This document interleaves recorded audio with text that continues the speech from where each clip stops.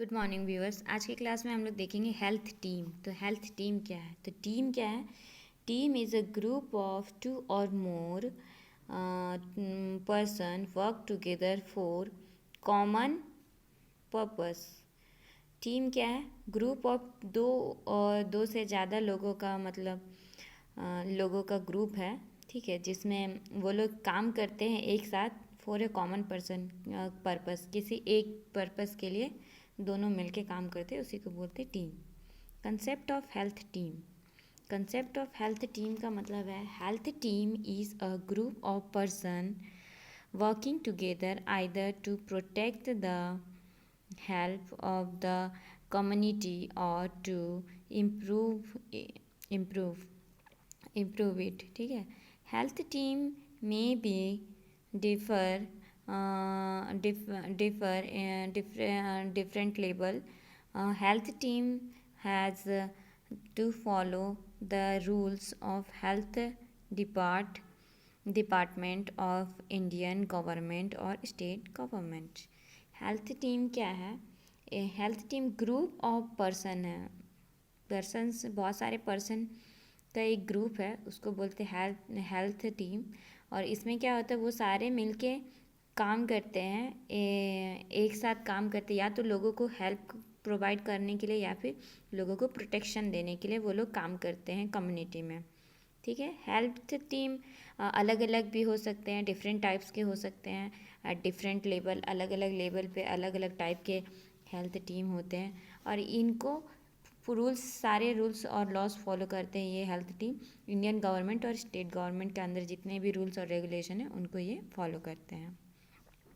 Principles of health team development include and recognise the patient participation.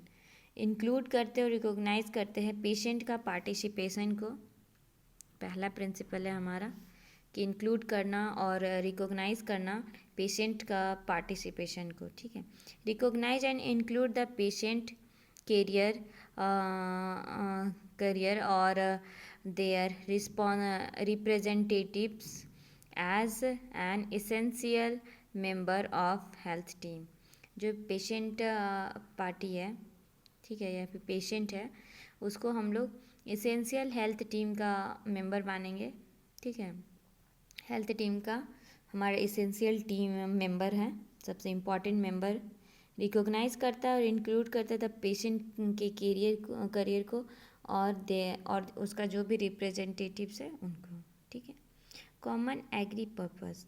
Common agree purpose मतलब कि establish a common agree purpose, मतलब जो भी health team है उसको एक कॉमन पर्पस होता है उनका। बहुत सारे अलग अलग लोग तो होते हैं, लेकिन उनका पर्पस जो होता है किसी काम को करने का, मान लो कोविड-19 ही था, तो उसमें कोविड-19 में सबको पर्पस क्या था कि कोविड-19 पे कैसे कंट्रोल किया जाए। तो सारे टीम उसी पे काम करते हैं कि कैसे डिजीज़ को कंट्रोल किया जा सके। Pre determined condition of team working. पहले से ही हम लोग डिटरमाइन कर लेते हैं कि टीम को किस कंडीशन पे कैसे काम करना है, वो सारा पहले से डिटरमाइन रहता है। Agree team working condition also include a process of resolving conflicts। और ये क्या बोलते हैं, हम लोग पहले से डिटरमाइन कर लेते हैं कि किस कंडीशन में हमें कैसा काम करना है। तो इससे क्या होता है ना कि कॉन्फ्लिक्ट्स मतलब होता है कि दो लोगों में या फिर टीम में या ग्रुप में किसी में भी लड़ाई नहीं होता है, ठीक है। उसमें कोई एक दूसरे से लड़ाई झगड़ा नहीं होता है, क्योंकि उन लोगों को पहले से पता है कि क्या क्या कंडीशंस आने वाले हैं, किस किस कंडीशन में उनको काम करना है, किस प्रोसेस से काम करना है। तो इससे रिसॉल्विंग होता है कॉन्फ्लिक्ट्स, लड़ाई झगड़े नहीं होते हैं, ठीक है।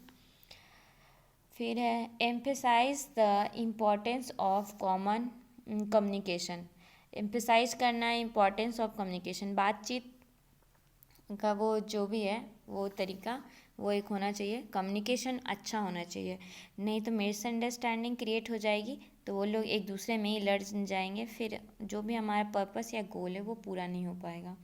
पे particular attention to the importance of communication between the members including the patient. हम लोग को कम्युनिकेशन के लिए अटेंशन देना चाहिए, ठीक है। ये सबसे इम्पॉर्टेंट पार्ट है।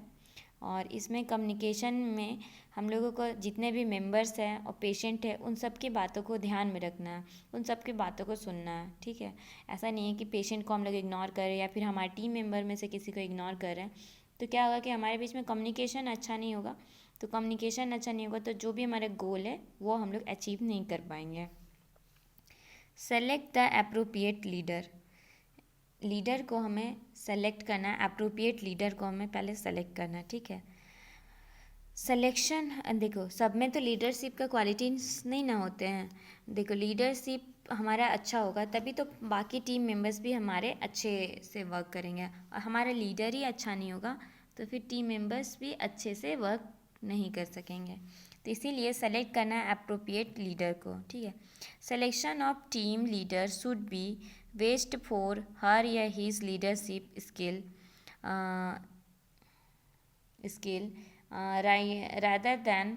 rather than on the basis of status, hierarchy or availability. Professional member should be also relevant and efficient. तो हम लोग जैसा भी लीडर हम लोग जो भी लीडर हम लोग सेलेक्ट करेंगे उसको जो भी हमारा टॉपिक है उसके लिए वो एक तो प्रोफेशनल मेंबर होना चाहिए, ठीक है, और इफ़िशियंट होना चाहिए, उसको इतना प्रॉपर नॉलेज होना चाहिए, लीडरशिप स्किल होना चाहिए उसके अंदर में, उसको प्रॉपर उस टॉपिक के बारे में नॉलेज होना चाहिए, तभी उसी बेसिस पे हम लोग अपना एक लीडर सेलेक्ट कर सकते हैं। तो वही बोल रहा है कि selection of team leader should be based for her या हिज लीडरशिप। बेस्ट जो भी हमारा बेस्ट होगा, सॉरी यहाँ पे वेस्ट लिखा है, यहाँ पे बेस्ट होना चाहिए।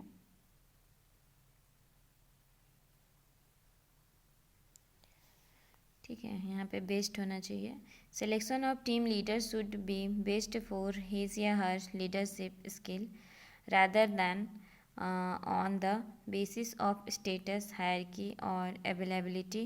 Professional member should be also relevant और efficient होना चाहिए, ठीक है। फिर हमारा फोर्थ आ जाता है, सिक्स्थ आ जाता है कि share the knowledge of team member.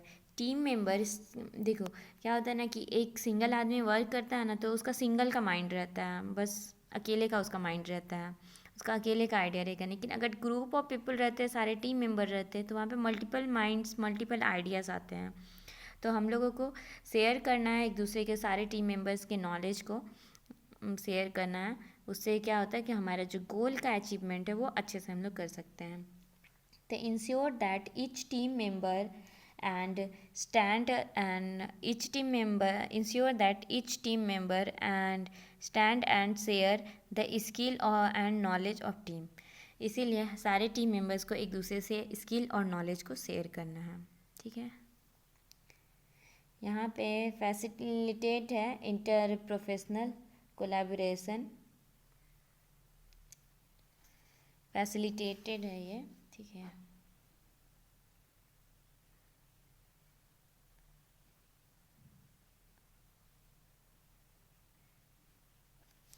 Interpersonal collaboration जो भी है उसको फैसिलिटेटेड करना है। इंटरपर्सनल कोलैबोरेशन होना चाहिए, ऐसा नहीं होना चाहिए कि हम अकेले ही सारा काम कर रहे हो। यानी कि है active state necessary to facilitate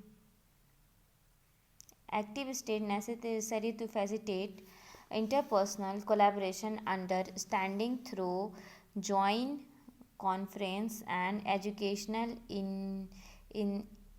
initiative। Active state ज़रूरी है, ठीक है, अच्छे से काम करना ज़रूरी है, तो एक्टिव स्टेट ज़रूरी है टू फैसिलिटेट इंटरपर्सनल कोलैबोरेशन को अंडरस्टैंडिंग थ्रू जॉइंट कॉन्फ्रेंस। जो भी हम लोग कॉन्फ्रेंस रखेंगे या फिर एजुकेशनल इनिशिएटिव जो भी हमारा है उसमें सबको हम लोग कोलैबोरेट करेंगे, मतलब एक साथ लेके चलने की कोशिश करेंगे, ठीक है। सेवेंथ एट्थ है हमारा कि ensure regular training and updation, ठीक है। हम लोग को रेगुलर ट्रेनिंग और अपडेटेड रहना है, ठीक है। They should be of opportunity for regular training and update for all health team member, especially clinical and support staff. तो क्या होता है कि दे शुड बी अपॉर्चुनिटी उनके पास होना चाहिए फॉर रेगुलर ट्रेनिंग और अपडेट्स, जो भी अपडेट्स या फिर जो भी नए टेक्निक्स आ रहे हैं, टेक्नोलॉजीज आ रहे हैं, उनकी ट्रेनिंग हमें उनको देना चाहिए। तभी तो क्या होगा ना कि जो भी स्टाफ है उनका अच्छे से क्या बोले डेवलपमेंट हो सके, तो हमारा जो भी गोल को अचीव करना है वो हम लोग इजीली कर सकें। Obtain feedback and audit results, हमें फीडबैक और ऑडिट रिजल्ट्स भी देखना है कि हमारा आज जो भी काम कर रहे थे उसका आउटकम कैसा आ रहा है। अगर आउटकम या फिर जैसा हम लोग इनपुट दे रहे हैं वैसा हमारा आउटपुट आ रहा है या नहीं। अगर इनपुट दे रहे हैं हम लोग, बहुत एफर्ट लगा रहे हैं, लेकिन हमारा आउटपुट कुछ नहीं आ रहा है, मतलब कि हमारे कहीं भी किसी भी प्रोसेस में तो कुछ ना कुछ मिस्टेक हुआ है, तभी तो अच्छी इनपुट देने के बाद भी आउटपुट प्रॉपर नहीं आ रहा है। तो इसीलिए ऑब्टेन करना है फीडबैक और ऑडिट रिजल्ट जो भी है उसको देखना है, हमें एक तरीके से इवेलुएट करना है। ठीक है, feedback and audit the key measures for effective team functioning. तो ये एक की मेज़र है, इससे हम लोग इफ़ेक्टिव टीम फंक्शनिंग देख सकते हैं। Follow legal and professional requirement, जो भी लीगल और प्रोफेशनल रिक्वायरमेंट्स हैं उनको भी हमें फॉलो करना है। तो इसमें क्या है, ensure that sharing of patient information with in the team is in accordance with current legal and professional requirement. तो शेयर करना है, शेयरिंग ऑफ पेशेंट इंफॉर्मेशन को शेयर करना टीम मेंबर से, ताकि जो भी हमारा लीगल और करेंट प्रोफेशनल रिक्वायरमेंट है वो हमारा सारे टीम मेंबर्स को पता चल सके। ठीक है, थैंक यू। नेक्स्ट पार्ट हम लोग नेक्स्ट लेक्चर में करेंगे।